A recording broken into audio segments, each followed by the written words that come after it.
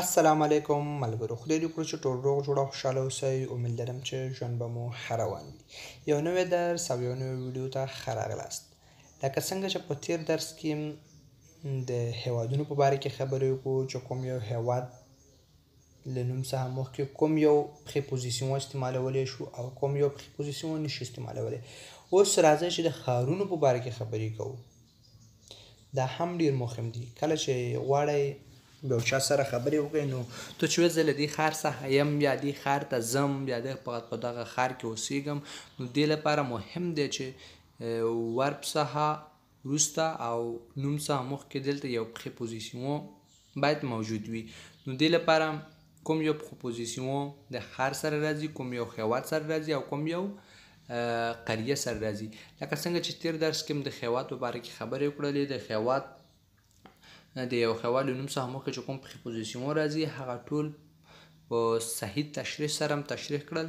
که چیرې غواړئ چې هغه ووینئ نو لینک په ډسکرپشن کې هم شته، چینل ته لاړ شئ هلته هم شته او آی بټن کې هم لینک ورکوو، هلته هم کتلی شئ. اوس راځئ چې دلته د ښارونو په باره کې خبرې کوو. لیویل معنا ښارونه. Avec les villes et villages, on utilise toujours la préposition à accent grave avec les verbes habiter et aller. د یو ښار او یو د کلي له نوم څخه مخکې habiter او aller ورب نه وروسته همیشه ا accent grave استعمالوو. لکه مثلا ته ووایې چې زه په یو ښار کې اوسېږم، یا ته ووایې چې یو ښار ته ځم، د هغه ښار د نوم څخه مخکې همیشه accent grave accent grave به استعمالوې.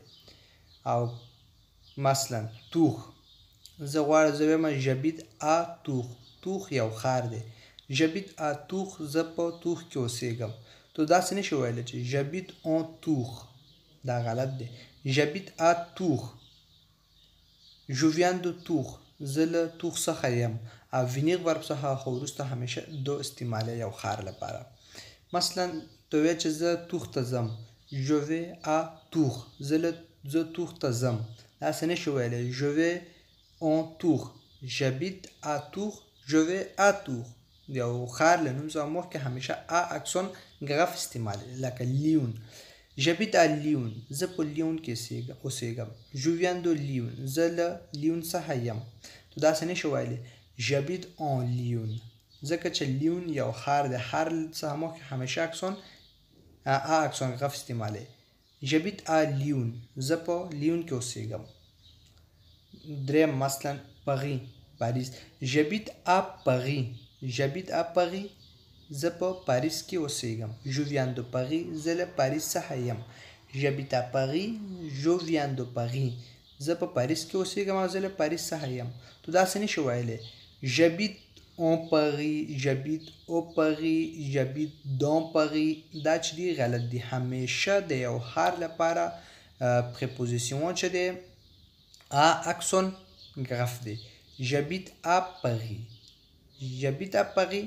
لکه نور ښارونو لپاره هم او habiter له ورب څخه وروسته هم accent grave راځي او aller ورب څخه وروسته هم یو ښار لپاره. لکه